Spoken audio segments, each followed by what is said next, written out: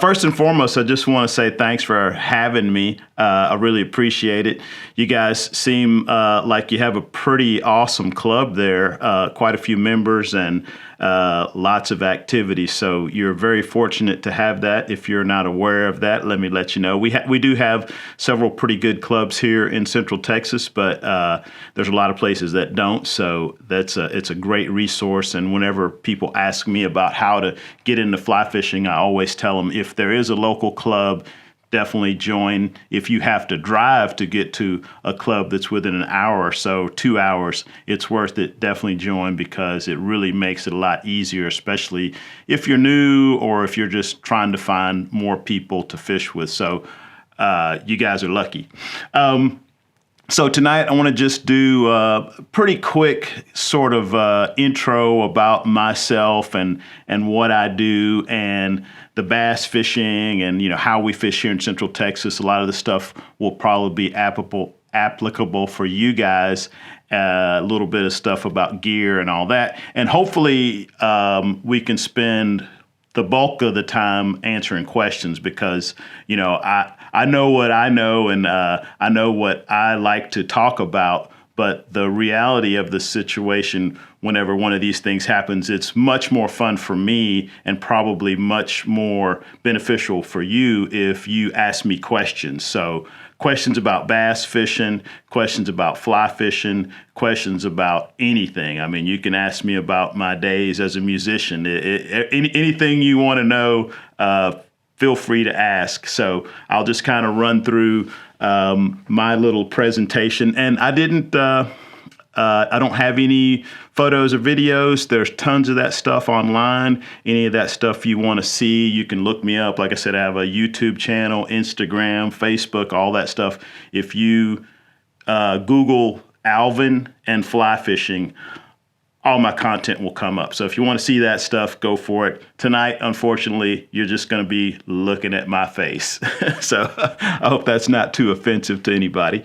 But anyway, I, believe it or not, was born in the fly fishing mecca of Houston, Texas, and I got my first fly rod 47 years ago. I realized I had a birthday earlier this month, and I got a fly rod for my birthday 47 years ago. So I'm not going to tell you how old I am, but you can do the math if you'd like.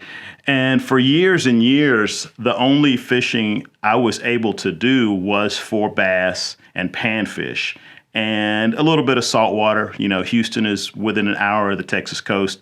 I was fortunate to have parents and grandparents and cousins and uncles that were all into hunting and fishing. So I got to get out quite a bit as a kid. When I got that first fly rod, I did not know anybody that fly fished. I'd never seen anybody fly fish.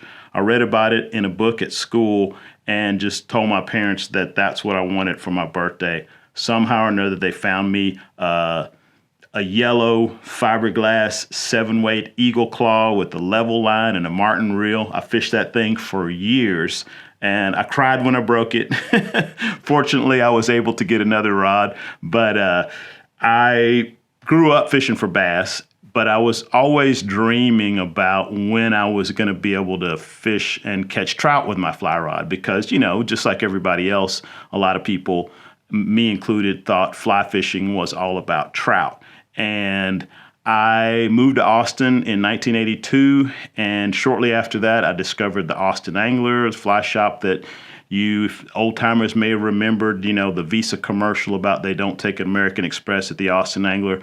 Well, that was sort of my hangout for years and years. And I was actually in the shop one day, and the owner of the shop asked me if I needed a job. I don't know if it was because I was there so much that I must have been unemployed, or I guess finally after hanging out for so long, I had absorbed enough information to where he thought like, well, this guy knows everything. I might as well pay him to be here. So that was a really lucky break for me because that enabled me to really get into the fly fishing business. So I ended up being the manager of the shop, the buyer of the shop, and we started a guide service while I was working at the shop. And initially, it was just guiding for trout on our little tailwater fishery, the Guadalupe River. And, because still we thought, trout was what everybody wanted to catch on a fly rod. And that was great for years. Me and my buddies fished a lot, not just the trout fishing, but also bass fishing and fishing for redfish on the Texas coast. And fast forward to 2004, the Austin Angler shut down and I didn't have a job anymore.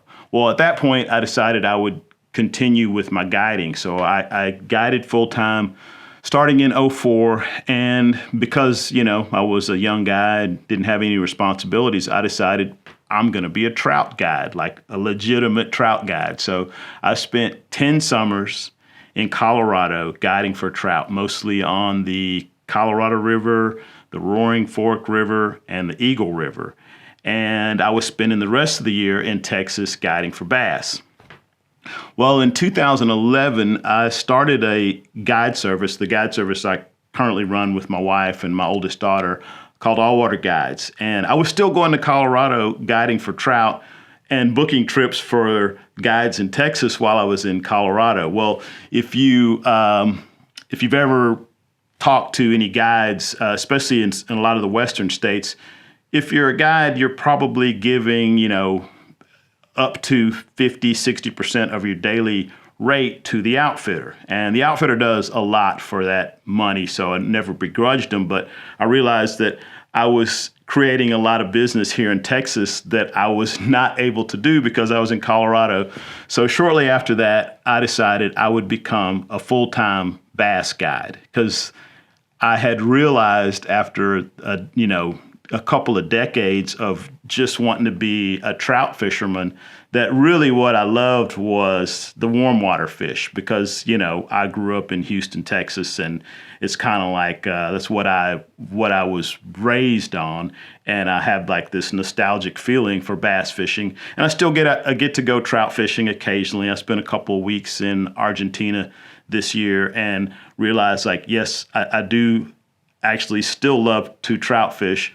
But my first love is the bass fishing and then the redfish on the Texas coast and then trout, which is kind of funny for a lot of people. But the thing about bass fishing, and I tell people this all the time, it's a really great, even if you're thinking you want to trout fish most of the time, most of us have a lot more access to bass fishing than we do trout fishing.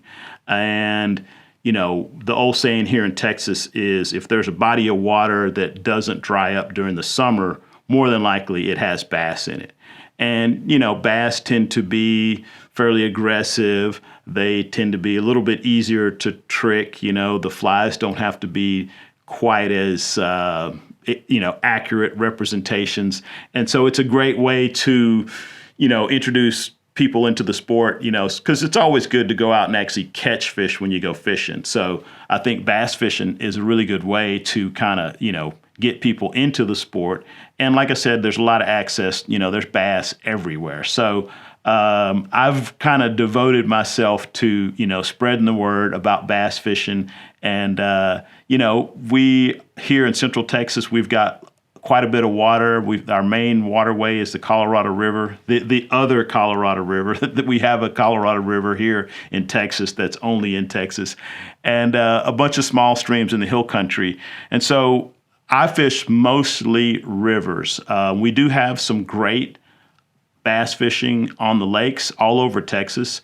And most people, when they think of fishing in Texas, they do think of bass fishing in the big, the big impoundments. And that is really, really popular. The nice thing about the bass fishing that we do here is that most of the rivers are not crowded. So Texas Parks and Wildlife Department actually considers our rivers in Texas an underutilized resource. So there's tons of people on every lake. There's great boat ramps. People have bass boats, but most of our rivers, it's hard to find a boat ramp. A lot of the rivers are smaller, so we have everything from, small brook trout streams that have bass, and we've got bigger rivers, the Colorado River, the Brazos River, rivers that we fish out of rafts, drift boats, jet boats, a lot of the same watercraft, a lot of the same techniques that you would use on some of the western streams for trout.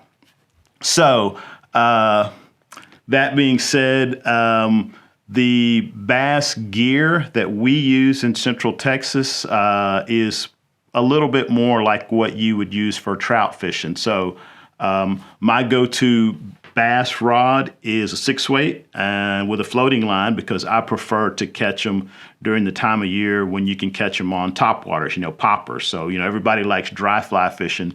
Texas, a popper is our dry fly. A heavy rod for the bass fishing that we do would be, a 7 or an 8-weight. We don't typically go up much higher than that because, like I said, we are river fishing. The river bass don't tend to be as large as the lake bass, so we don't have to throw as large rods. And the nice thing is that because there's not as much pressure, we tend to catch a lot more fish on the rivers than you would on a lake. Although the cool thing about when you show up on the lake, certain times a year, you can show up with a fly rod and a popper or a frog pattern and be fishing side by side with guys in, big bass boats throwing conventional tackle, and we'll actually outfish them.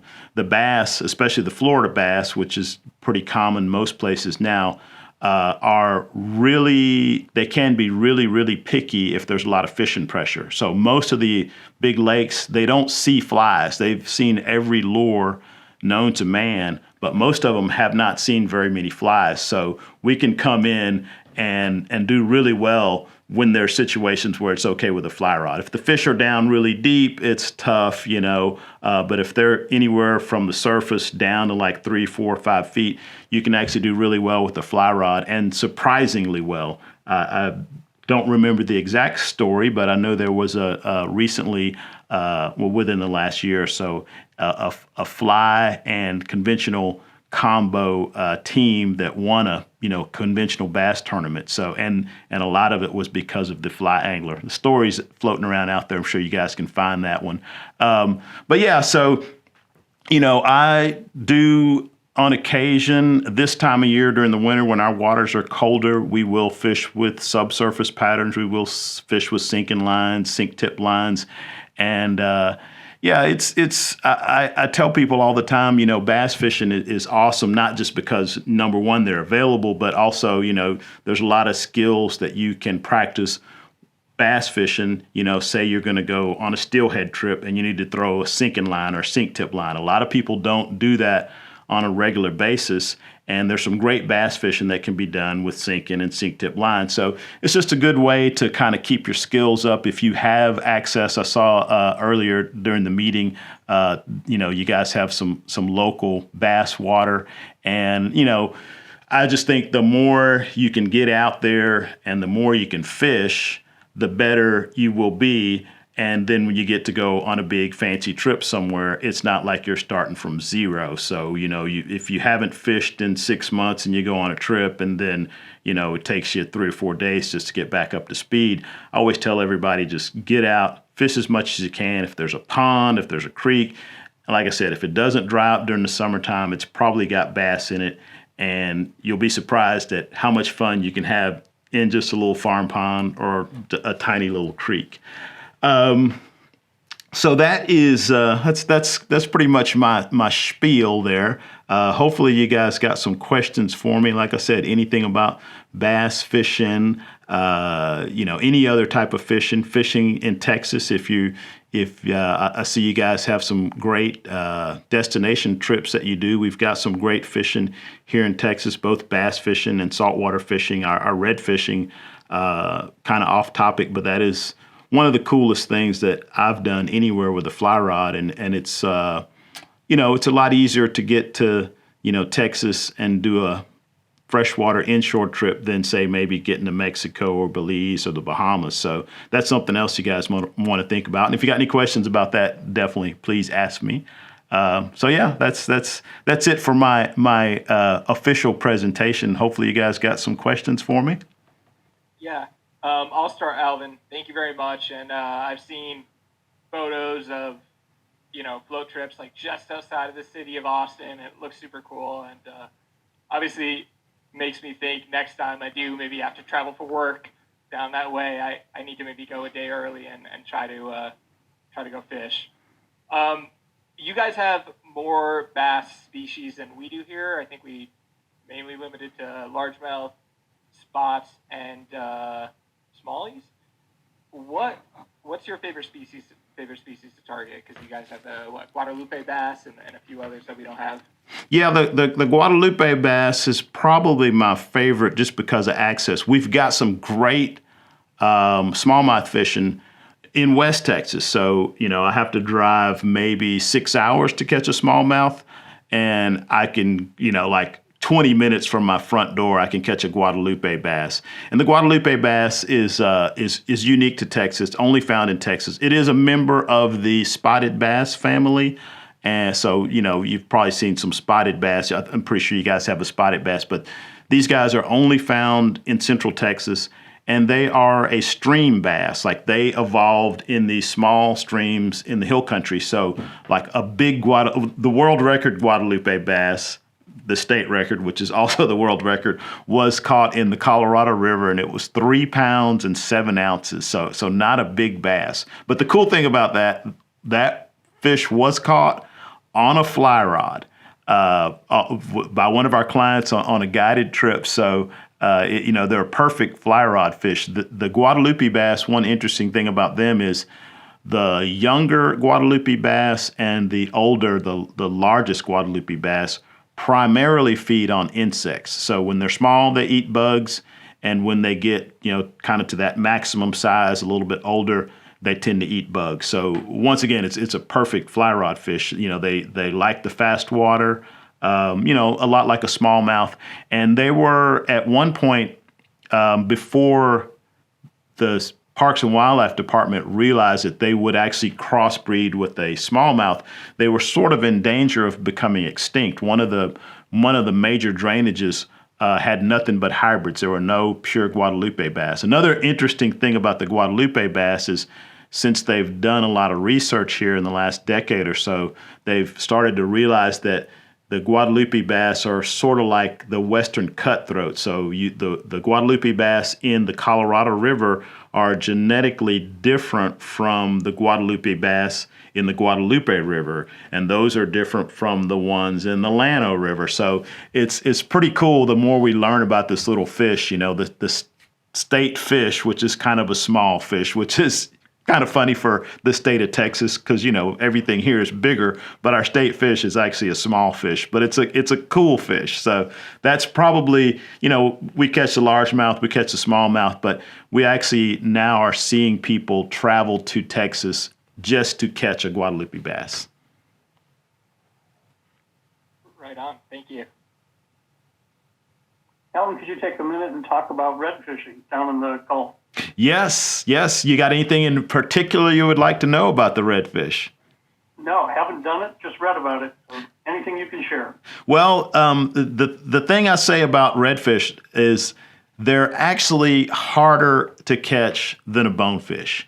And I know people say, nah, no way. And I told a client that one day, and about a week later, I saw a post on the Orvis News blog, or maybe it might have even been Tom Rosenbauer's personal Instagram, and he said, redfish, definitely harder to catch than a bonefish. And like any fish, they can be stupid at times and eat anything. But the thing about the redfish, they don't have as good an eyesight as a bonefish. So it takes some really accurate casts at times. Like I said, sometimes you can land a fly 10 feet away and they'll charge over and eat it. But typically on an average day, you're having to make some really accurate casts to get them to eat. Like we say, the fly's got to, you got to paint a mustache on the redfish's nose with the fly in order to get them to eat it. Or other guys say, you can't wait for them to eat it. You got to feed it to them. So it can be a pretty challenging fish to catch, and it is your typical, flats fishing. Like if the water is more than a foot deep, we're calling that deep water. A lot of times we can catch them when it's shallow enough that the fish's back is sticking out of the water. And Texas is, I just looked, I think we've got like, just on the Gulf side, we've got almost 400 miles of shoreline and twice that on the inshore because we have this barrier island system. I believe the largest barrier island system on the planet. So we've got just hundreds, thousands of square miles of shallow water. And, redfish is the main quarry. Once again, you can, when conditions are good, catch them on a 6 weight, but 7 or 8 weight, the same type of tackle that you would use for bonefish would work, and a lot of the same flies, clouser minnows, crazy charlies, crab patterns, seducers, and certain conditions you can catch them on poppers. Like I said, people ask me all the time, what's your favorite fish? And it's kind of a toss-up. I could flip a coin. A good day of throwing poppers for bass, or a good day of chasing, sight casting the redfish in shallow water. I could take either one. and trout's probably third. Are you able to hear me? Yes. Good. My name's Elaine, and I happen to be one of the nuts that loves topwater bass fishing as well. I'm absolutely crazy about it. My question is, I cannot get to Texas. Do you know anything about bass fishing, say, in Wyoming? Boy, that's a good one. Was that? Did you do are you doing the fly tying class on the poppers? Yes. Okay. I couldn't see you when you were talking earlier, but I recognized your voice and talking about poppers. I don't know about Wyoming. There's got to be some bass fishing there. I mean, there's definitely still water. Most of my trips to Wyoming, I was going there to catch trout because I'm in Texas, so I got tons of bass. But yeah, I really don't know. That would be I guess that'd be a Google question. But I'm sure there's probably some secret bass fanatics hidden in Wyoming for sure. Folks that are tired of catching trout because there's trout everywhere. But yeah, I don't know. What are the problems at the high elevation? And so bass waters are not very warm in Wyoming, if they're the few I know of. Yeah. So they're not going to be very big bass probably on average, short growing season and all. Yeah, I presume your topwater is in the spring in Texas? It depends. Spring, we'll catch them all summer, it kind of turns to like a, early morning, late afternoon kind of thing during the heat of the summer. And then the fall is, spring and fall are probably prime. Heat of the summer, okay. And occasionally we get a few warm days, and occasionally we'll catch one on top midwinter. One of our guides caught a couple on a deer hair diver just last week, so in February. So it can happen, but we've had some extremely warm weather lately, 80-degree days. So I'm sorry, go ahead. Oh no, so it can happen during the winter, but if I had to pick one time a year, I would say fall. Spring here, the weather's really volatile, both for the bass fishing and for the red fishing. It can be really good, but I tell people if you were going to travel to Texas to try to do either one of those types of fishing, I would say the fall, just because the weather typically is more stable. Now, we do have hurricanes in the fall on occasion, but typically spring is almost always windy, and you never know. One day it could be, we could have a high of 50, and the next day we could have a high of 90. So fall is a little bit more consistent, barring any hurricanes. That's nice to know should I ever make it to Texas. Yeah.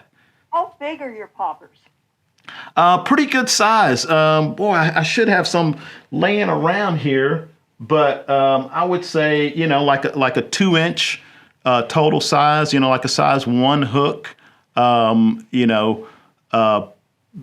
pretty good size. I mean, I do have a popper that I tie, and I've got a video on tying it. I made a video on tying it for a while ago, and it has become super popular. I just call it the Dedeaux popper. It's just a foam popper with a with a rabbit strip tail. And you can make it in a bunch of different sizes, but the size that I make is probably about 2 inches total. There it is.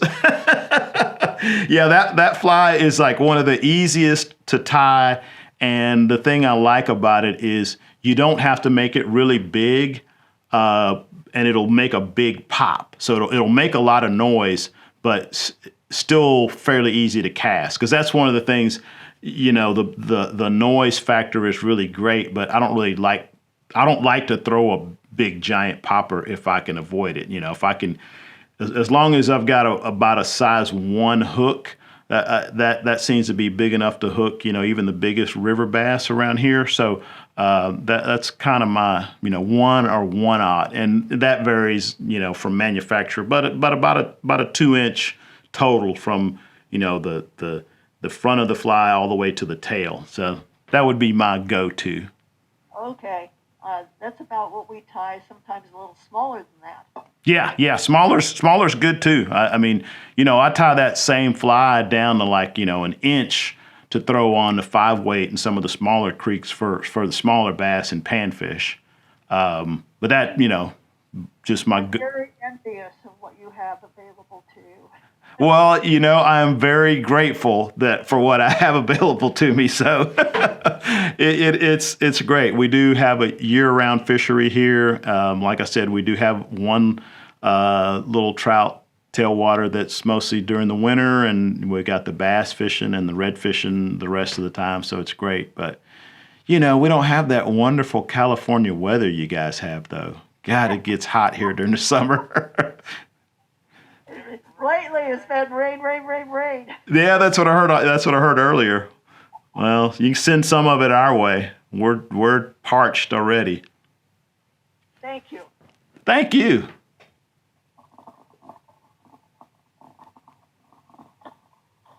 Hi, Alvin. I didn't realize that a lot of that fishing was on rivers, and probably our rivers are like that, or maybe 2 hours away. So they're local lakes, and the lake I'm thinking about gets pounded by, bass fishermen, kayak fishermen, right? So they're throwing crankbait, they're throwing everything. Yeah. So I'm coming behind them, spring, fall. What would you suggest to be throwing specifically? I know one of the times when we do really well, I don't know if you guys have any frogs up there, but when the frogs are on the water, if the conventional guys are throwing whatever kind of frog they have, if you can throw a frog on the fly rod, I don't know if it's just because it's different enough, but I can go right behind the guys throwing frogs on conventional and catch fish. I mean, to the point to where, I'll go out and we'll start catching them behind these guys, and I'm like, okay, pretty soon somebody's going to troll over here and ask us what we're throwing, because it happens, So that tends to be one of the few times. And then another time of year here is during the cooler months. 2 other times a year. During the cooler months, when the bait is really small, that's another time when we do well, is when they're chasing tiny bait fish, because, it's really hard to throw something, an inch and a half long, on a bait casting rod. So, you might try something small. And then the other thing is if you have shad in those lakes, midsummer, the shad will, a lot of, at least here, and I think this happens a lot of places, the bass will chase the shad to the surface, because the shad are sort of stressed when the water temperatures come up, and they'll chase them in schools to the surface. And typically, I have better luck if I can get a fly. A lot of times the fish, when they're chasing shad to the surface, they'll hit anything. But if they get picky at all, the fly tends to work a little bit better than, crankbait or whatever else. When the conditions are right, and that is anytime the fish are not down deep, I feel pretty good going out with the fly rod versus guys with conventional tackle. And I think part of it's just kind of a confidence thing. It's happened enough times. I've been on a boat with another angler who fishes with both, and before it's over with, I've done well enough with the fly rod that that person has switched over to the fly rod as well. So I think you just kind of have to pick your times and maybe. Sometimes if the fish are down 20 feet, it's just going to be hard to get them with the fly rod. But I think if you're catching them anywhere from, 6 or 8 feet to the surface, I think you can do pretty well, Just got to have a little bit of confidence. Well, what do you consider a good day of bass fishing? Well, You measure that in number of fish or in pounds of fish or like competitions or what? How do you out with friends drinking beer? I don't know. It varies, and that's a funny thing about bass fishing versus trout fishing. Like if I'm trout fishing, somebody catches a fish, I can look at that fish and guess the length to within, a quarter to a half an inch. If I catch a bass, I have no idea how long that bass is, but I can look at the bass and tell you to within a quarter of a pound how much that bass weighs. So it really depends on the fishery, and so like on the lakes, because they do get a lot more pressure, and sometimes we'll do really well. If I go out on a lake, if everything is great, of course. Fishing conditions vary. Some days it's a great day because we didn't get skunked. But the rivers tend to produce a lot more fish, and just kind of depending on the river, some of our smaller, lesser pressured rivers, it's not uncommon to go out and catch 50 fish. And I would not say that. If somebody said, going to book a trip. How many fish am I going to catch on this trip? And I'll say, well, if we catch a handful of fish, it's a good trip. But, it's not uncommon on some of these smaller rivers to go out. Now, the biggest fish out of those 50 may only be 1.5 pounds, but we're throwing a 4-weight rod with a foam hopper on it, so it's like we're fishing for brookies. So same thing, you go to a lightly pressured brook trout stream, and it's nothing to catch 20 or 30 fish in a day. This is kind of how our streams are. The lakes, it's a little bit tougher, if you put half a dozen fish in the boat, but those half a dozen fish typically are going to be much larger than the ones you caught on the small stream. And our lakes our larger rivers are kind of halfway between, numbers wise versus size wise. So the Colorado River, which is our largest river in Central Texas, I would say if you caught 8 to 12 fish in a day, that's probably a pretty good day. And, several of those fish may be 3+ pound fish, which is a great bass for anywhere. And then, we've got some rivers, just kind of, it's I guess trying to pin a fishing guide down to a number is a hard thing to do. So that's about as good as I could give you. We definitely. Well, thank you. Yeah. I see a hand there. Is my on? You're on. Yeah, Alvin, I want to ask you about the sand bass. Okay. This is a good time to target those. And do you for those as well on the Colorado? We do. The sand bass or white bass, as we call them here in Central Texas. Different parts of Texas, they call them different names, but sand bass, white bass, the smallest member of the striper family, if anybody's not aware. For us, typically it's sometime late winter to early spring, based on water temperatures. We're starting to see them in some of the rivers now. So the thing is they live most of the year in the lakes, and then they spawn in the rivers. And so it's a pretty cool time of year because, there's millions of them, and they all come out of these big lakes, and they end up in these sometimes really small streams. And when I was working at the fly shop, the Austin Angler, that was actually probably the number one time for new people to come into the shop looking for a fly rod because they were like, oh, I was out white bass fishing with my buddies. You know, we were throwing spinners, we were throwing live minnows, and then these two guys showed up with fly rods and they caught like 10 for every one that we caught.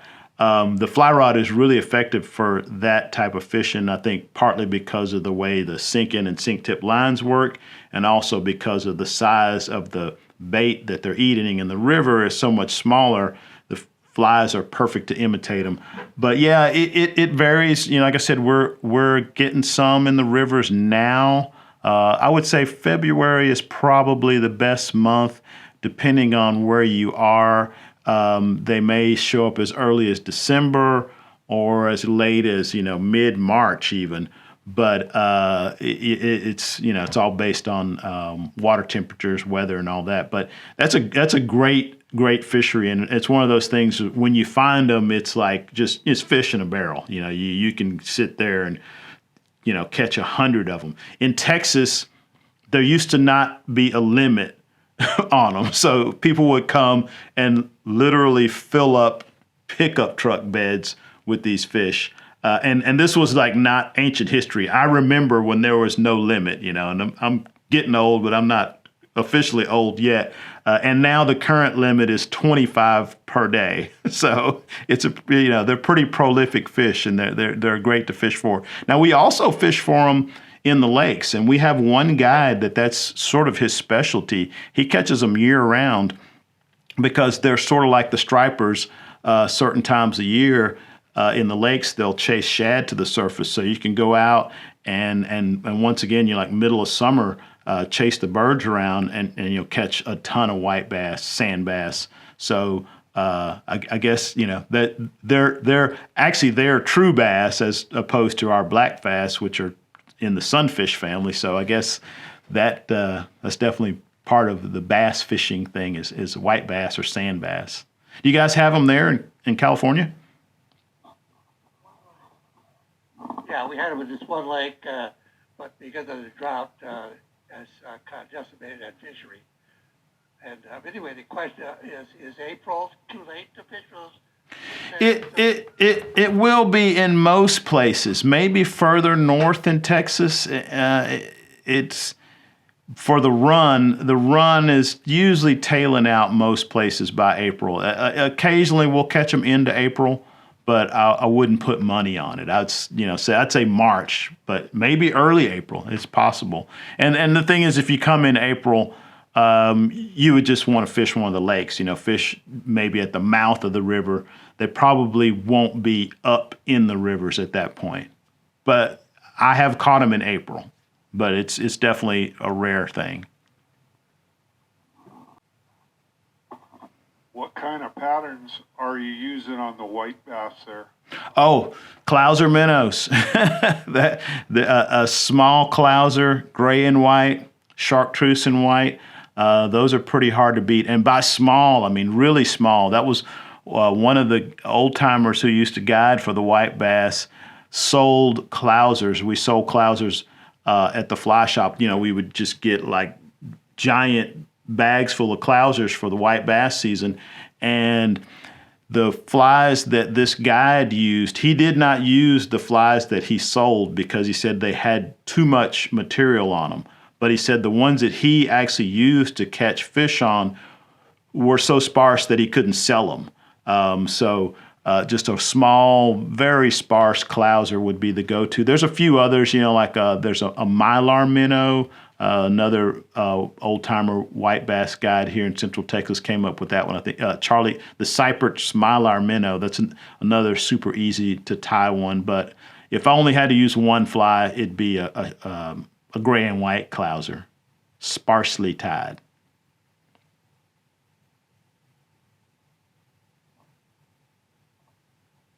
Great. One more question. Hey, Alvin, I wanted to ask you, are you primarily fishing out of a boat, or is it some of the streams small enough you could wade? I primarily fish out of the boat because I got so many boats over here. I feel guilty sometimes because some of these boats don't get taken out enough. But there's definitely more water in Central Texas that's wadeable. So we've got, you know, 2 rivers that I say you really need a boat, and we've probably got a dozen others that you could use a boat, but probably better wade fishing. So a lot of these small Guadalupe bass streams are like I said, it's like going out fishing for brookies or cutthroat. They're small water, you know, 7.5 foot 4-weight rod and a hopper, that kind of stuff. And luckily in Texas, you know, wet wading, you know, I would say 10 months out of the year we're wet wading. So yeah, there's a lot of good wadable water. I like boats because I like to take all my stuff, and I got a bunch of boats, but the reality is you don't need a boat. Even for the red fishing on the Texas coast, there's a lot of fishing you can do without a boat. Okay, thank you. Thank you.